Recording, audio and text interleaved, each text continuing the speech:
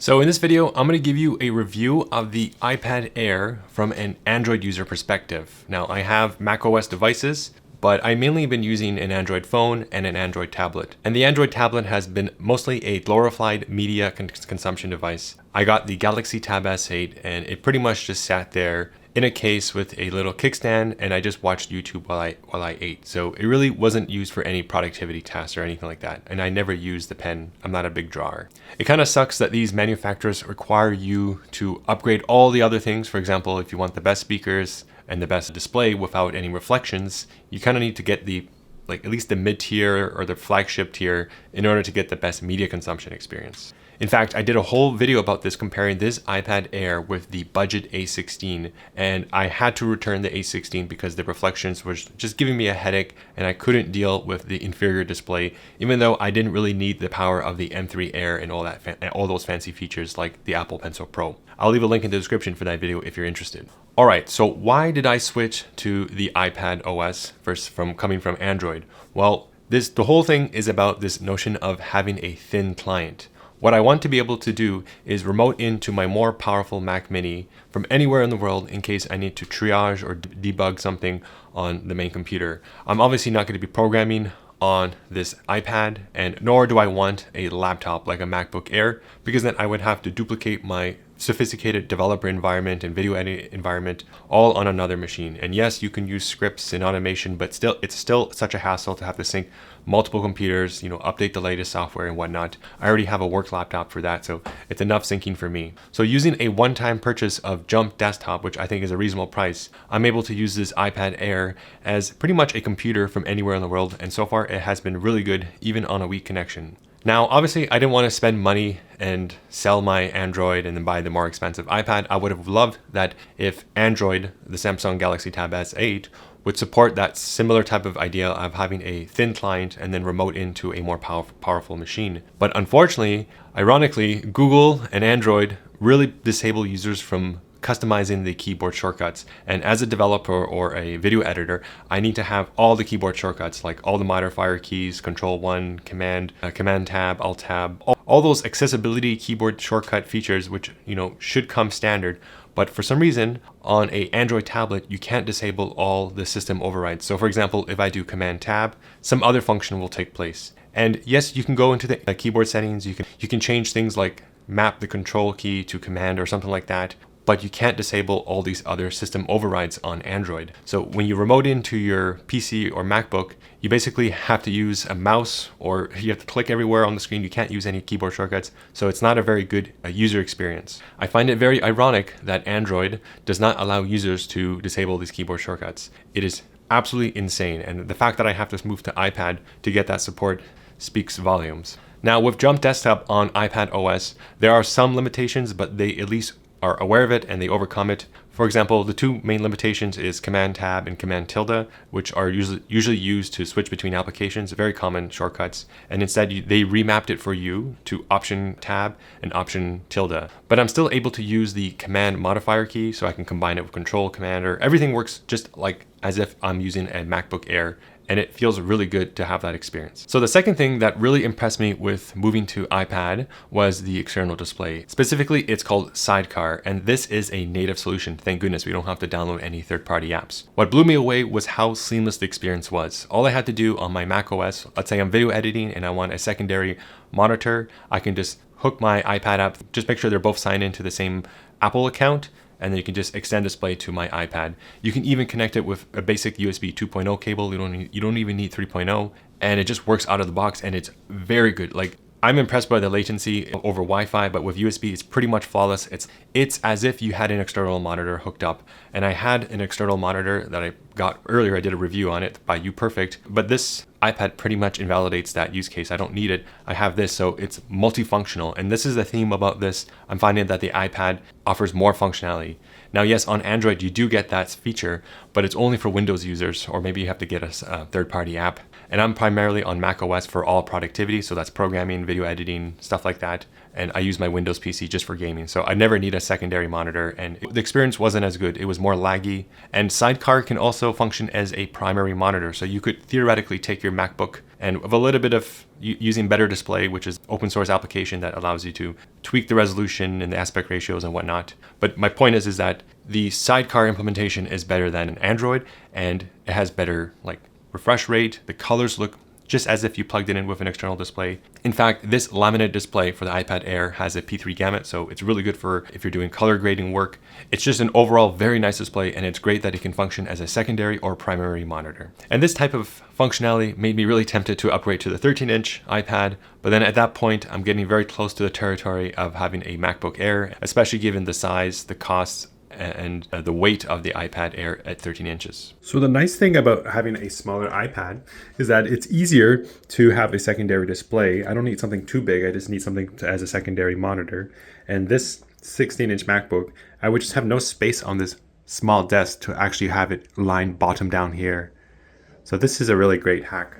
So you might have noticed I'm using the Apple Smart Folio keyboard. This is a cover case, and I have to say this is a very innovative product that was released in 2020 for at least for this type of iPad Air, and it still works with the modern iPad Air. And I have to say this is a very sleek solution. Altogether with my screen protector, this weighs about 810 grams, and for reference, a typical case weighs around anywhere from 200 to 350 grams, and a MacBook Air is 1,240 grams. So this is still much lighter than a MacBook Air. It gives all-around protection. Yes, the edges are still kind of exposed, but you know, you're not really using this a lot like a phone. And I love the fact that it's so simple. You have two positions.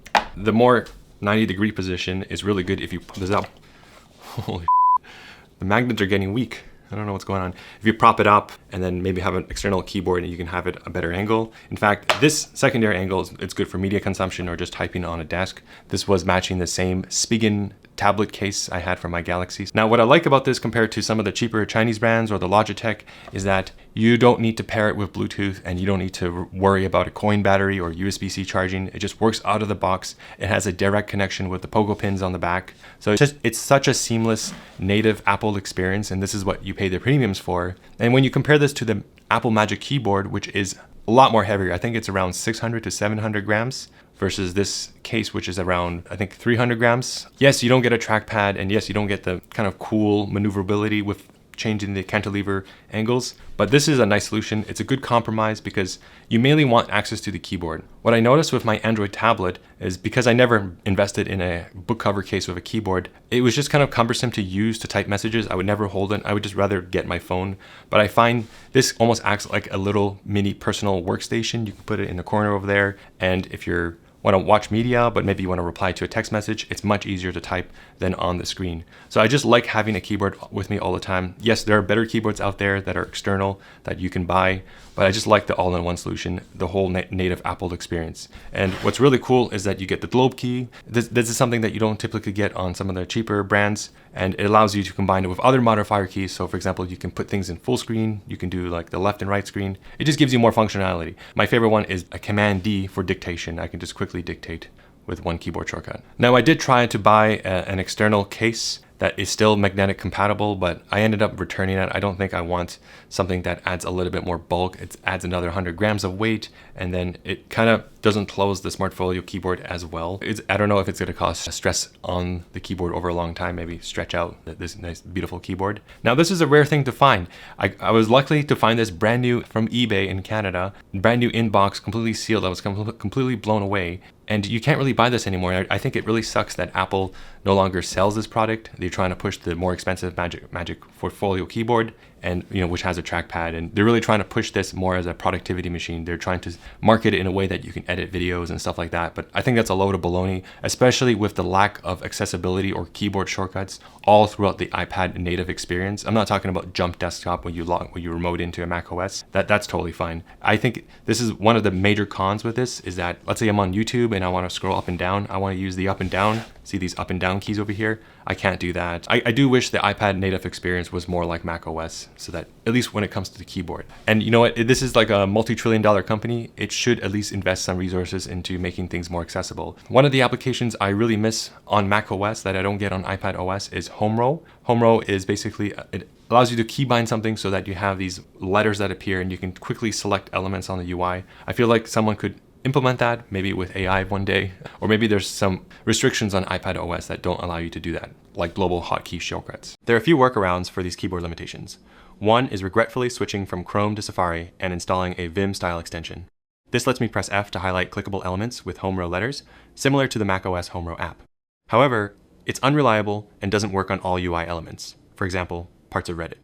That said, Safari has some upsides. It's noticeably more resource efficient and scores far higher on Speedometer 3.1. Chrome, by contrast, is more limited, no extension support, weaker keyboard shortcuts, and slower.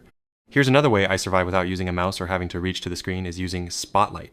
By the way, it's ironic that Steve Jobs said that a touchscreen Mac would cause arm fatigue. So my favorite keyboard shortcut is Spotlight, Command Spacebar. And by the way, if you use Jump Desktop, they actually have to map that to Option Spacebar. But anyways, I'm not in Jump Desktop right now. Command Spacebar, and then I can quickly type C for Chrome, and I can just hit enter. But maybe I want to go to Claude, boom, like that. So that's a nice experience. It's really fast in that regard. So it is a little bit keyboard centric in that manner, having Spotlight, and it's something that I found was better than that of Android. Android, you had to like use a swipe gesture. You still get like Command Tab and stuff like that, which is really nice because there's some keyboard functionality, but I wish it was more integrated. So like, let's say I'm scrolling down here, up and down. I can't move my Google Keep. I have to go in and swipe up and down. So I really hate typing, and then I got to use the screen and use my hands. It's not ideal. So I ended up getting this cheap $20 Bluetooth mouse, and it sucks to have to carry this with you. It's not a great mouse, and it adds another 72 grams to your travel carry-on.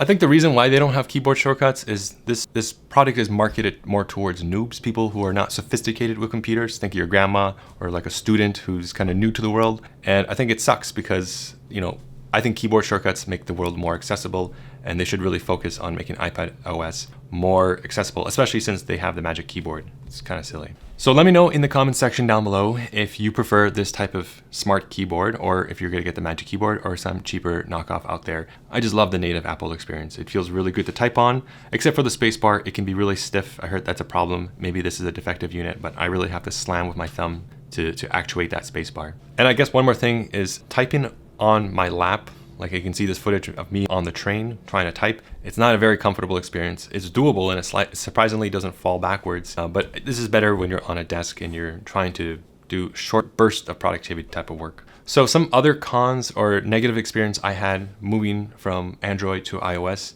is not only the lack of accessibility. I mean, Android didn't even support keyboards very well, so that's not a downgrade. But I really hate the fact that I have to tap the fingerprint and then hold it down. Versus on my Android tablet, I could just put my finger over it. And by the way, it had a nice groove because I was using a case. Unfortunately, I have to like locate the touch ID, and that sometimes the UI doesn't tell you where the touch ID is. But I find it overall a slower experience. It's noticeably longer, maybe up to a second, versus the Android tablet was almost like half a second or 200 milliseconds. And best of all, it skipped the lock screen. I didn't have to physically press it. I just gently tap it and it would open it. And this is something that they could probably implement. Maybe it's a hardware limitation, but it just makes the user experience more cumbersome every time you have to go to your computer. Sometimes you push it and then the keyboard moves. Another thing I really hate about iPadOS and in general about Apple smartphones is the fact that they really push their fancy animations, like things like gliding, icons moving around. And I know I can go into accessibility settings and reduce motion, but then everything is there's still animations, there's transitions and stuff like that. And that adds a lot of lag. I just want to quickly go in, open Chrome very fast. And I don't need to see like cool animations. It just makes it much more less of a professional device and more of a kid toy. Come on, Apple, just disable animations. Like I don't want to see them. At least on Android, I could always do that. And the nice part about disabling all animations, or at least most of them, is that on older devices, it tends to make your device feel snappier. So if you have an older CPU and things are taking a while to load, everything just felt snappier. Here I gotta wait like maybe 300 milliseconds every time I go to the home screen. It just sucks. All right, so to wrap this up, I have to say the iPad Air is pretty good value if you can get it on sale. I suggest waiting for refurbished or sale models. Never pay full retail price for these types of products. They're just overly expensive. I'd rather just get a MacBook Air if I were to pay full price for this. And I think it's great that I'm able to get multiple functions out of this. It's no longer just a glorified media device like my Tab S8. I can have this act as a secondary or main monitor for my Mac Mini. I can remote in from anywhere in the world and have really good keyboard shortcuts. The Apple Smart Folio keyboard offers a native typing experience, albeit I have to get a side mouse, which kind of sucks. But it's just such a neat, compact form factor, small 11 inches. It's all I could ask for, and I'm really happy that this type of product even exists on the market, and I don't have to lug around a heavy laptop everywhere I go. The main use case at home, like I said, is just media consumption. Being able to use a keyboard for some mini productivity tasks is a nice bonus, but I don't intend to do that. It's just much easier to whip out your phone and peck with your thumbs. So this is the thin client of 2026. What do you guys think? Are you guys going to buy an iPad Air so that you can remote into your Mac Mini? I feel like this is a very overlooked or underrated feature people don't talk about. And I think the major benefit is you don't have to have multiple computer setups. Yes, there are some downsides. There's some risks. Maybe your Mac Mini is down. You have to disable File Vault for it to auto restart and stuff like that. So there's some security concerns there. But overall, and also using a third-party software. But in a pinch, if you're more primarily of a person that likes to be docked on a computer, and I hate using a laptop on a couch, then this is the device for you. I think it fits many purposes, and hopefully we'll get some daily use. I hate buying products that just sit on the shelf and have no use for it. Anyways, that's it for this video. Thanks for watching. I'll see you in the next video. Do give a like and subscribe if you like this video, and follow for more content.